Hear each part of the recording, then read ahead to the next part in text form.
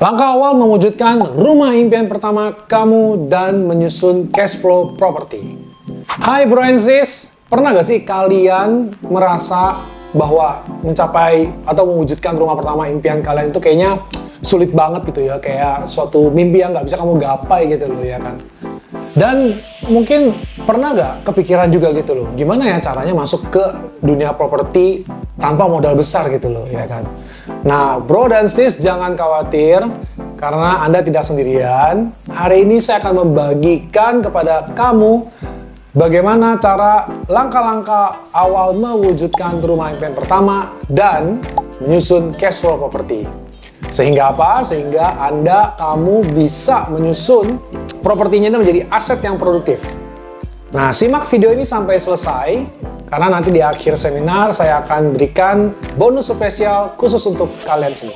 Untuk memulai perjalanan ini, ya, kita harus mulai dari yang basic knowledge-nya dulu. Jadi kita harus tahu nih bahwa ada yang namanya piramida hierarki properti.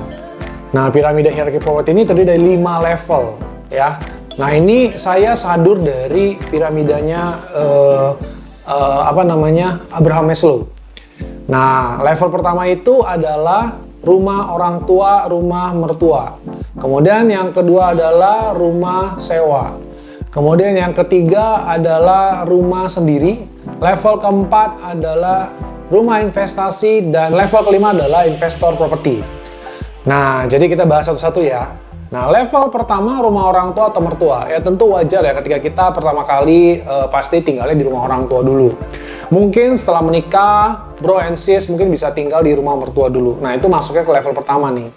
Nah, di level pertama ini kita bisa belajar bagaimana memanage keuangan kita, ya, mengatur keuangan kita, ya, ataupun sedikit dengan drama-drama kecilnya ya, bagaimana mengurus tagihan listrik, air, ataupun kalau genteng bocor gimana gitu loh. Dan juga selama tinggal di rumah orang tua, bro and sis bisa juga belajar mengatur cash flow rumah tangga. Dan ini menjadi momen emas juga untuk bro and sis mengatur finansial kalian, ya, menabung, ya. Jadi kan kalau rumah orang tua otomatis kalian nggak punya cost untuk bayar rumahnya ya, sewa rumah ataupun cicil rumahnya, sehingga kalian bisa lebih banyak menabung loh, ya kan. Dan ini melatih kedisiplinan finansial kalian. Justru jangan sampai kendor ya, kalian tinggal di rumah orang tua malah rasanya happy-happy aja, jadi nggak mikirin masa depan kalian, malah kalian nggak nabung. Nah, ini konsep berpikir yang salah ya. Justru ini belajar untuk melatih kedisiplinan finansial kalian. Nah, setelah kalian lewat dari level 1, rumah orang tua atau rumah mertua, mungkin kalian mulai berpikir, oke, saya mau lebih mandiri nih, ya kan? Kemudian langkah berikutnya apa? Langkah berikutnya adalah masuk ke level 2, yaitu adalah rumah sewa. Kalian akan mulai berpikir bagaimana cara mensewa rumah gitu ya. Mau pilih yang mana? Mau pilih berdasarkan lokasi kerja atau lokasi tinggal, enak mana nih, pilihnya yang mana? Nah, jadi kalau rumah sewa itu, by the way, rumah sewa ini bukan berarti cuma rumah doang ya bro and sis ya. Rumah sewa ini juga berarti bisa juga apartemen ya. Di rumah sewa ini kamu bisa punya kebebasan sejati. Kebebasan dalam memilih lokasi, hunian, bentuknya seperti apa ya. Mau tinggal di apartemen atau rumah sewa itu bebas. Mau tinggal di rumah yang sunyi sepi, ataupun tinggal di kota yang ramai, atau tinggal di apartemen yang minimalis. Nah, ini kamu punya sedikit kebebasan untuk menentukan hal tersebut. Semua ini adalah kesempatan untuk kamu memahami ya. Jadi gimana sih rasanya tinggal sendiri ya kan di rumah sewa ya kan? Apa sih kendala-kendalanya? Kamu akan lebih aware dengan kendala yang ada. Nah, jadi kamu juga mesti mikirin bagaimana ngirit biaya sewa, caranya gimana, bagaimana ngirit air, listrik ya, dan biaya-biaya kebutuhan lainnya gitu loh. Nah, kalau di rumah orang tua kan kamu bangun pagi, melek mata udah ada makanan di meja makan. Enak dong ya, gak tinggal makan ya. Tapi kalau pas kamu di rumah sewa, kamu tinggal sendiri, melek mata kamu gak ada makanan di meja makan. Jadi kamu harus ya udah kamu mesti mikirin gimana cara makannya ya, mesti beli dari resto atau warteg, atau mau lebih hemat ya kamu belanja ke pasar terus kemudian masak sendiri. Jadi jagoan masak deh ya. Nah, semua ini adalah pelajaran penting untuk kamu bro and sis untuk melangkah ke level berikutnya, yaitu adalah level 3, rumah sendiri. Ini adalah level yang kamu impikan, ya, level di mana kamu memiliki rumah sendiri. Memiliki rumah sendiri ini adalah simbol daripada kebebasan, kestabilan, dan pencapaian besar dalam hidup kamu. Ya, jadi ini memang momen yang penting banget. Karena aku ingat waktu aku beli rumah pertama seperti apa gitu rasanya.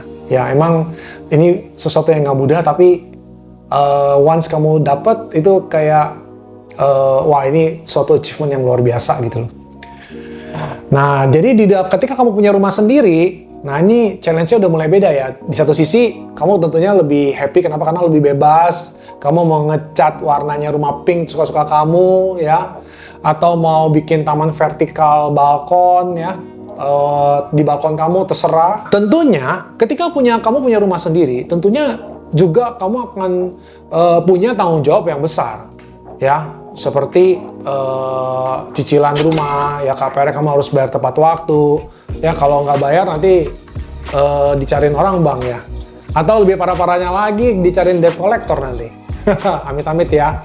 Jadi jangan sampai ya brosis ya. Nah, atau juga tentu tagihan air listrik ya udah pasti ada. Tagihan internet ya. Atau sekarang mungkin bakalan muncul tagihan Netflix juga ya. Nah, ada juga pajak ya, pajak properti yang PBB yang kamu harus bayar juga tiap tahun. Nah, ini adalah benar-benar tanggung jawab ketika kamu punya rumah sendiri. Dan tentunya, brosis, rumah itu juga perlu dirawat loh, ya kan? Perawatan rumah seperti pengecatan minimal ya. Kalau temboknya udah kusam-kusam kan juga nggak enak dilihatnya ya. Terus kemudian yang bocor-bocor juga mesti diperbaikin. Atau yang paling sering AC ya, AC rusak. Atau servis AC itu juga mesti dilakukan secara rutin berkala. Nah, ini sudah menjadi tanggung jawab dari brosis ketika memiliki rumah sendiri. Semua tanggung jawab ini mungkin akan terasanya terdengarnya berat gitu ya. Tetapi percaya deh, it is worth it. Kenapa? Karena dengan kamu bebas walaupun dengan tanggung jawab sebesar itu, it's worth it. Itu benar-benar sesuatu yang setimpal banget gitu loh, ya kan? Jadi it's worth to fight. Itu pantas untuk kamu perjuangkan gitu loh, ya kan? Nah, jadi memiliki rumah sendiri ini adalah, menurut aku, ini adalah satu langkah awal ya. Satu langkah awal untuk kamu mencapai kebebasan finansial. Nah, langkah berikutnya atau level berikutnya itu adalah rumah investasi. Nah, biasanya nih kalau saya perhatikan, teman-teman itu nggak mungkin ya kalau ketika mereka sudah beli rumah pertama, terus mereka pasti mikirnya gimana? Mereka pasti akan lihat rumah sekeliling dulu gitu loh. Rumah sekeliling, oh, ini ada rumah tetangga nih. Rumah tetangga disewain gitu ya kan, disewain. Kok bisa disewain ya? Kok bisa jadi uang juga ya? Wah, lumayan ya. Oh, ternyata gampang ya rumah kita kok.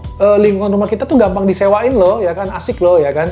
Nah, jadi kamu akan mulai kepikiran beli rumah kedua di lingkungan rumah kamu.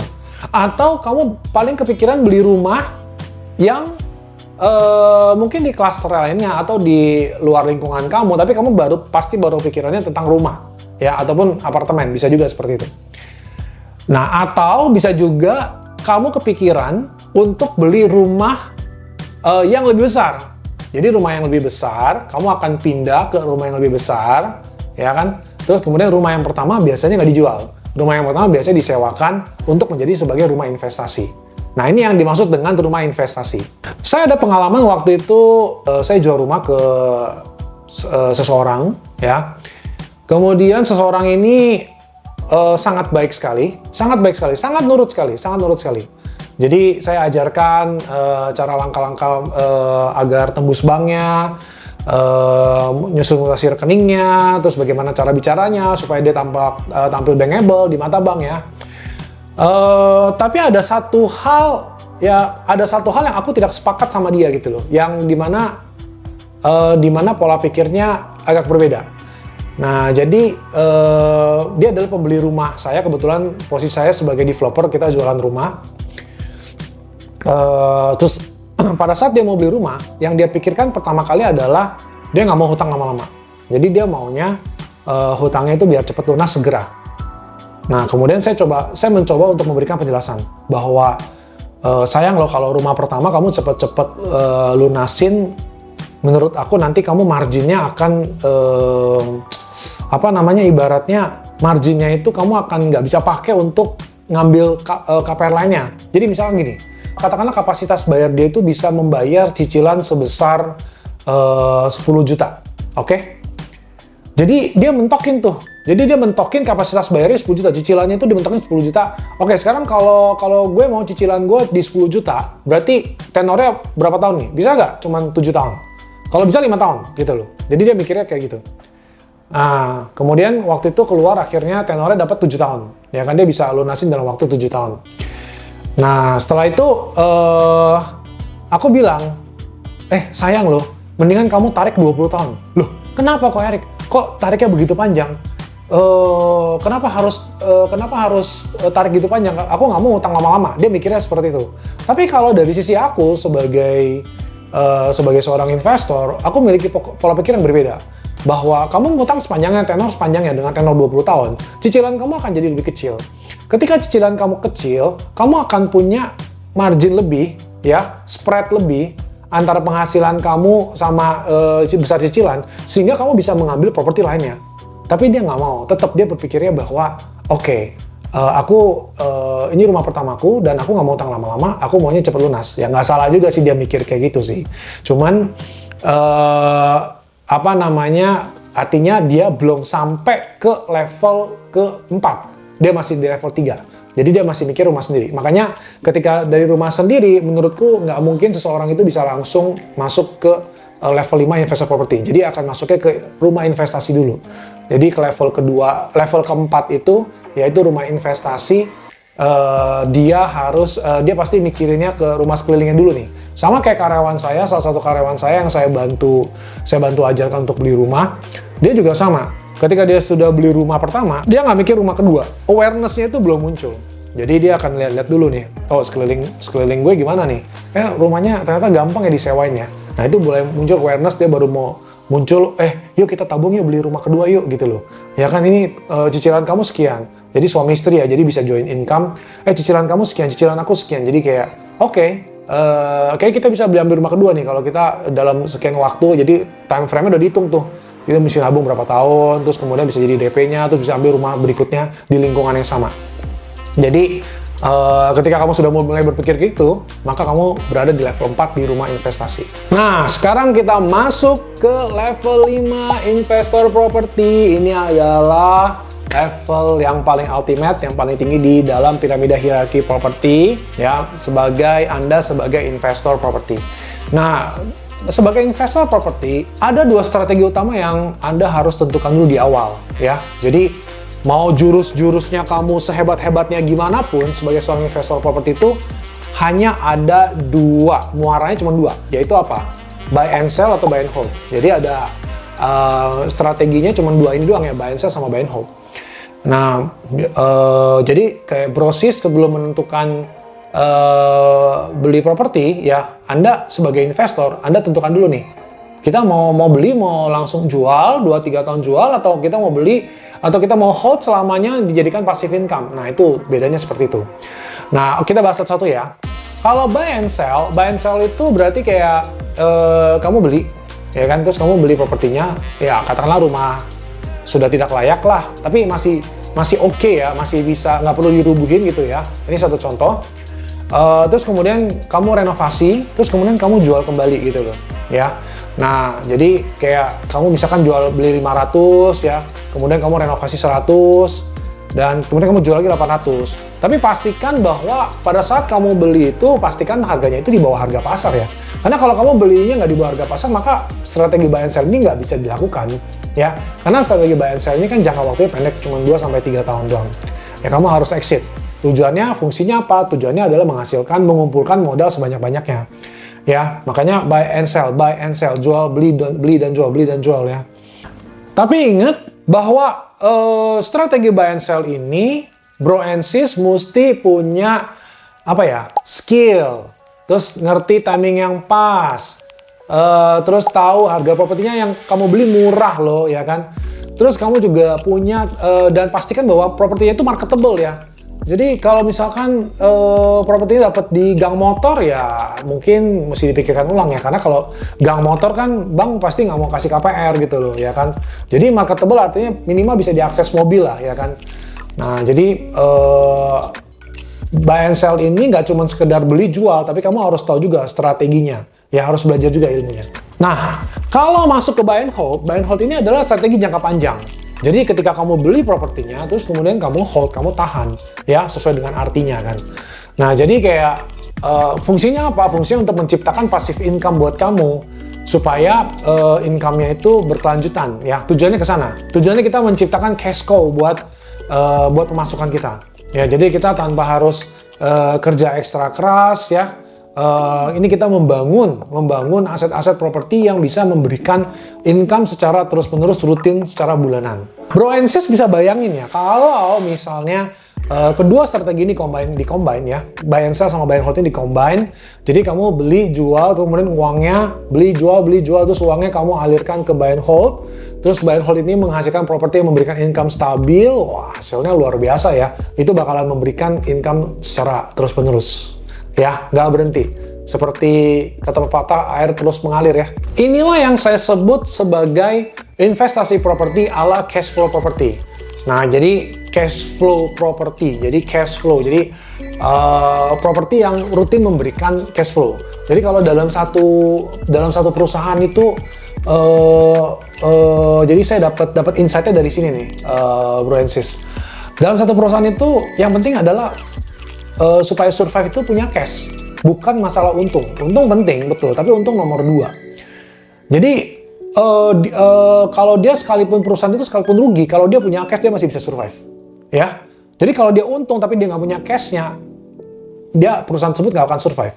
Makanya ini cash ini penting sekali. Cash flow ini paling penting di dalam suatu perusahaan, dalam mengelola, memanajemen suatu perusahaan. Karena cash flow ini menjadi suatu hal yang penting. Nah, aku menggunakan nama cash flow ini, aku dempetkan dengan properti. Jadi supaya propertinya ini memberikan cash flow buat kita rutin terus-menerus sehingga kitanya juga bisa hidup sejahtera dari hasil passive income properti kita. Nah, this is the basic idea of cash flow property. Dan tentunya untuk mendukung itu semua, ya. Jadi saya ingin memberikan tips mengenai bagaimana mengatur keuangan kalian ya. Jadi mencapai 5 level piramida hierarki properti tadi, saya ingin memberikan manajemen keuangan secara ringkas ya. Jadi ini ada satu yang bagus banget dari Money Mountain ya. Namanya Money Mountain. Ini saya sadur dari bukunya Money Quest karya Jocks Fantastico dan Anita Ontario. Ini begitu aku ngeliat gambar ini, aku amazed banget, luar biasa. Ini gambarnya teman-teman bisa lihat ya. Jadi dalam satu gambar ini benar-benar mencerminkan financial education ya, edukasi keuangan supaya kalian bisa sukses dalam mencapai 5 level piramida hierarki properti ini ya. Jadi ini tentunya manajemen keuangan diperlukan juga ya dalam hal ini ya. Nah, kita lihat ya gambar ini ya, artinya apa? Nah, di sini ada orang itu berarti kamu yang sedang berusaha mendorong gerobak harta kamu untuk sampai naik ke puncaknya. Nah, puncaknya itu apa? Puncaknya itu adalah goals-nya kamu, ya. Puncak gunungnya itu adalah goals-nya kamu. Nah, goals-nya kamu kamu mau bawa apa? Mau bawa gerobak harta. Nih kamu lagi dorong nih gerobak hartanya nih. Ya kamu lagi dorong gerobak hartanya itu. Gerobak hartanya itu isinya apa aja sih? Gerobak harta itu isinya keluarga kamu ya, bisa lebih sejahtera, atau untuk pendidikan anak, atau untuk untuk beli properti, atau untuk menambah menambah kekayaan kamu supaya lebih wealth lagi gitu ya kan. Nah, ini adalah yang disebut dengan gerobak harta. Terus kemudian kalau bro and sis lihat, ini ada gunung ya. Jadi kamu tuh lagi dorong gerobak harta itu di lereng gunung yang curam. Nah, gunung yang curam ini artinya apa? Gunung yang curam ini artinya inflasi.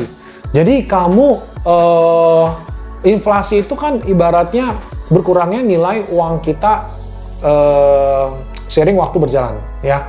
Nah, jadi ini ibaratnya inflasi ini kayak musuh dalam selimut lah. Kamu punya uang 10 juta hari ini sama 10 juta tahun depan, udah pasti nilainya berbeda, ya.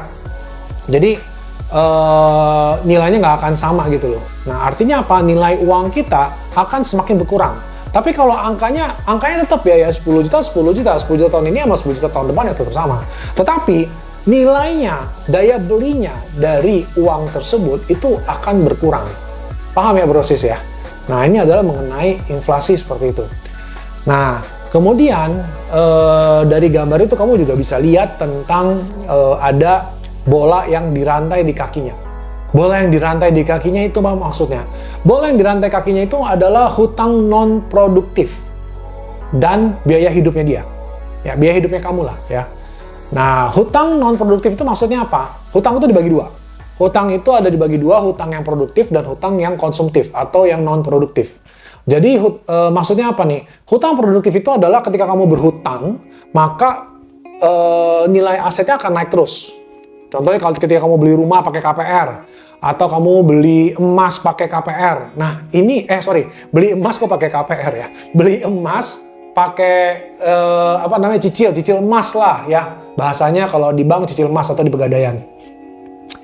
Nah, ketika kamu cicil KPR, rumah itu setiap tahun pasti harganya akan naik. Emas juga sama. Jadi kalau kita tarik panjang 5 tahun, 10 tahun, emas juga akan naik harganya. Ya. Nah, ini yang disebut dengan hutang produktif. Kamu mungkin belinya di awal, kamu nyicil, tapi hutang ini akan, barangnya ini nggak akan turun nilainya gitu loh. Ya. Nah, ini yang disebut dengan hutang produktif. Nah, kalau hutang konsumtif atau hutang non-produktif, ketika kamu beli barangnya, maka nilai asetnya itu akan turun. Contohnya seperti apa? Contoh kamu beli mobil atau beli handphone, itu sama, semuanya sama. Kamu beli hari ini, besok kamu jual, pasti akan lebih murah daripada hari ini. Ya, kamu beli pakai cicil, ya. Ketika kamu mau lunasin cicilan kamu sama kamu jual barang ya bisa nggak nutup. Itu seperti itu terjadi. Ini yang disebut dengan hutang konsumtif. Ya. Jadi kamu beli pada barang atau aset yang nilainya turun, ya. Nah ini yang mesti dihindarin. Ini yang kalian harus bedakan, ya.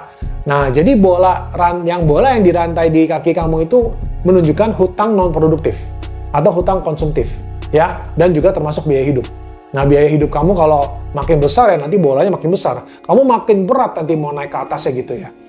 Nah, terus ada si kuda nih. Ada si kuda yang narik gerobak harta kamu. Nah, kuda ini apa? Kuda ini adalah investasi kamu.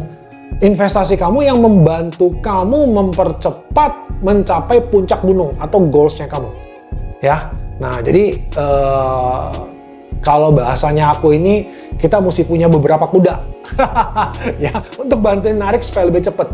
Nah, kuda-kuda ini yang aku sebut sebagai multi stream of income. Ya, jadi supaya narik gerobak harta kita itu lebih kuat lagi menghadapi lereng gunung yang curam ya. Terus kemudian ada bola yang dirantai di kaki kita itu supaya bisa lebih cepat lagi ya naiknya. Nah, terus kalau Bro and Sis lihat di atas gerobak hartanya itu ada si sapi yang lagi tidur ya. Nah, si sapi yang lagi tidur ini adalah simbol dari hutang produktif. Nah, hutang produktif ini adalah yang tadi saya sebutkan bahwa kamu berhutang pada aset yang nilainya akan naik seperti rumah ataupun emas ya. Jadi kamu beli mungkin cicil KPR atau cicil emas, tapi nilainya akan tetap naik gitu loh ya. Jadi apalagi amazing ya, satu yang amazing tahun 2024 kemarin emas itu mencapai satu rekor yang luar biasa. Naiknya itu satu tahun itu emang, tapi itu tahun 2024 itu satu yang luar biasa ya, anomali ya. Dan memang juara di semua investasi itu adalah emas tahun lalu, yaitu adalah hampir 30% per tahun. Itu luar biasa. Ya, jadi memang tahun lalu tuh break high terus gitu loh. Nah, itu contoh. Tapi kalau kamu tarik 5-10 tahun juga tetap nilainya naik. Kamu bisa lihat grafiknya itu, emas itu selalu naik. Properti juga sama, rumah juga sama seperti itu. Ya. Nah, ada satu lagi Bro and Sis bisa melihat ada pengganjal kecil di rodanya. Ya. Pengganjal ini supaya gerobak harta kita tuh jadinya nggak turun gitu loh, ya kan? Nah, pengganjal kecil ini adalah simbol daripada asuransi. Kita harus punya asuransi ya either itu BPJS, minimal mesti ada BPJS lah ya. Terus kemudian asuransi mesti ada, asuransi jiwa atau asuransi kesehatan itu mesti ada ya. Jadi itu untuk menolong supaya uang kita nggak habis semuanya, nggak keretanya itu langsung nyosor gitu loh ke bawah gitu loh. Bayangin kalau misalkan tiba-tiba kitanya sakit ya kan suatu hari, terus kemudian kita nggak punya asuransi, terus gimana cara bayarnya gitu loh. Dan ini mungkin kalau bicara soal asuransi ya, mungkin bagi bro and sis yang belum pernah merasakan langsung manfaat asuransi, mungkin kayak mungkin agak cuek gitu ya. Oh, asuransi buat apaan sih gitu loh ya kan. Tapi lives we don't know. Kita nggak tahu hidup itu seperti apa. Jadi ini ada kejadian nyata dari salah satu temanku di umur 36 tahun dia menderita kanker. Ya itu mau diapain? Maksudnya itu kanker itu sesuatu yang apa ya? Kanker itu kayak jackpot lah ya. Kita nggak tahu tiba-tiba dapat kanker aja, dan itu di umur yang masih muda 36 tahun gitu ya. Dan kemudian dia masuk rumah sakit, bayangin di rumah sakit, di kemo, di treatment selama 6 bulan, nggak boleh ketemu siapa-siapa. Itu habisnya sampai 2 miliar, itu suatu angka yang luar biasa sekali. Ya, 2 miliar dan untungnya dia punya asuransi. Dan asuransi ini mengcover full semuanya. Jadi dia hanya keluar selisih sedikit doang deh yang dia keluarkan, itu nggak seberapa gitu loh. Ya, jadi sesuatu dan saat itu teman saya itu akhirnya tidak bisa kerja, ya berhenti kerja. Ya bukannya berhenti kerja ya, diberhentikan dari tempat kerjanya karena tempat kerjanya udah nggak bisa pakai lagi lah. Karena dia udah absen berapa lama, nggak mungkin dipekerjakan lagi gitu ya, otomatis di layoff secara otomatis lah, ya kan. Nah tapi ketika kamu ada asuransi itu kan tidak membebankan keluarga kamu, ya kan. Terus akhirnya dia bisa selamat berjuang, ya, dan akhirnya bisa comeback dan bisa beraktivitas lagi. Nah ini kan sesuatu yang luar biasa ya. Dengan ada asuransi itu akhirnya kamu bisa ketika kamunya nggak ada, ketika kamunya out of the picture, ketika kamu hilang dari picture tersebut, ya kan, kamu nggak bisa dorong kereta lagi, tapi minimal gerobak kereta harta kamu tuh nggak jatuh, ya, nggak jatuh ke jurang, ya, ataupun di lembah gitu loh, ya kan. Jadi kereta harta kamu bayangin dengan adanya si pengganjal itu, kereta harta kamu masih ada di atas, di lereng gunung. Ya, menunggu kamu untuk sehat kembali, menunggu kamu untuk punya power kembali, motivasi kembali untuk mendorong kereta tersebut menuju ke puncak gunung, menuju ke goalsnya kamu, menuju ke impiannya kamu. Setiap elemen ini saling melengkapi dan menjaga perjalanan finansial kamu agar tetap lancar sampai menuju puncak goalsnya. Jadi pastikan kamu punya semua elemen ini dalam rencana keuangan kamu. Dari semua yang kita bahas tadi, ada satu hal yang pasti, yaitu apa? Investasi properti itu akan membawa masa depan yang lebih cerah untuk kamu. Tapi untuk bisa sukses, kamu perlu strategi yang tepat dan ilmu properti yang lebih mendalam. Nah, buat kamu yang mau belajar lebih banyak, aku akan kasih bonus spesial berupa ebook Cash Flow Property yang berisi tentang pengalamanku selama lebih dari 12 tahun aku berinvestasi properti dan sudah terbukti dan berhasil. Klik link di bio untuk download sekarang dan mulailah perjalananmu untuk mencapai rumah impian dan kebebasan finansial. Sampai jumpa di waktu berikutnya.